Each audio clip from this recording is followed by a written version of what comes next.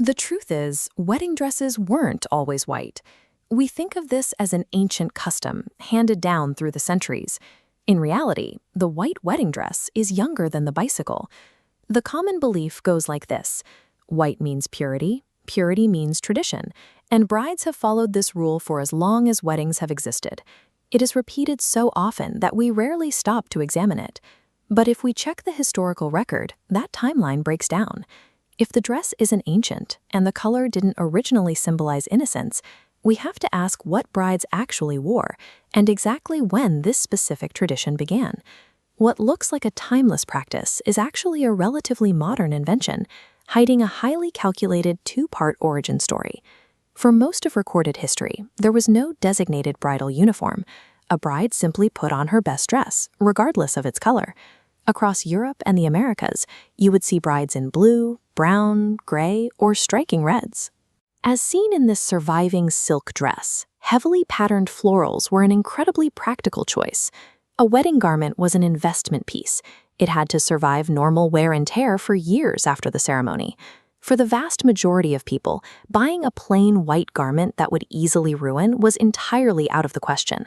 The choices women made at the altar were driven by simple utility and economic survival, not by a rulebook of symbolic colors. The shift can be traced to a single event. In 1840, Queen Victoria married Prince Albert. Looking at this illustration of the ceremony, you can see her breaking entirely from royal custom. Previous royal brides had worn heavy silver or gold brocades.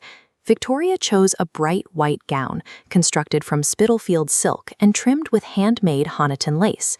As head of state, she made this choice to support a dying domestic industry. Skilled lace artisans in England were quickly being driven into deep poverty by the rise of cheap, machine-made textiles. This piece of surviving Honiton lace shows exactly why she picked the color. White was simply the most effective background to highlight the intricate, handmade birds and floral patterns.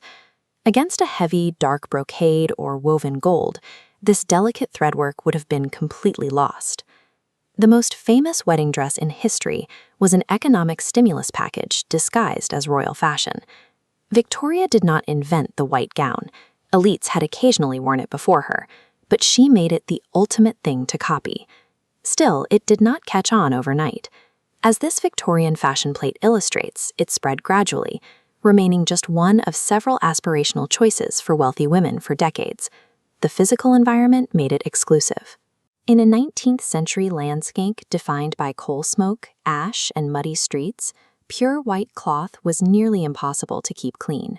Wearing an easily ruined dress quietly advertised that a bride's family had the servants and the money to maintain it. It proved she belonged to the leisure class, able to afford a costly garment she would wear exactly once and never do a day of physical work in.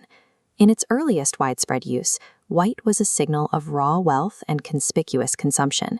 It communicated cash, not chastity. That is what seam does. We take the garments everyone is sure they understand and check their stories against the historical record. If you like uncovering the real data behind what we wear, subscribe to the channel. The meaning we attach to the dress today arrived last. Around the late 1840s, a widely read American women's magazine called Godey's Ladies' Book stepped in to rebrand the color. The magazine published a claim that white was the true emblem of a bride's innocence and purity, and declared it had been this way since ancient times. This was a highly creative reinterpretation of the facts. There was no ancient tradition. The publication simply took modern Victorian ideals regarding romantic love and feminine virtue and projected them backward onto a fashion trend that was barely 10 years old. The framing was incredibly persuasive. A brilliant piece of marketing successfully overwrote the practical, economic history of the dress, giving a brand new style the illusion of deep antiquity. The white wedding dress we know today is built on two distinct 19th century events: a royal fashion choice to save a lace industry in 1840, and a magazine's marketing story a few years later. This history doesn't diminish the marriages of the millions of women who wear white today. It remains a beautiful and powerful part of modern life. But the target here is the false history, not the people who keep the custom alive.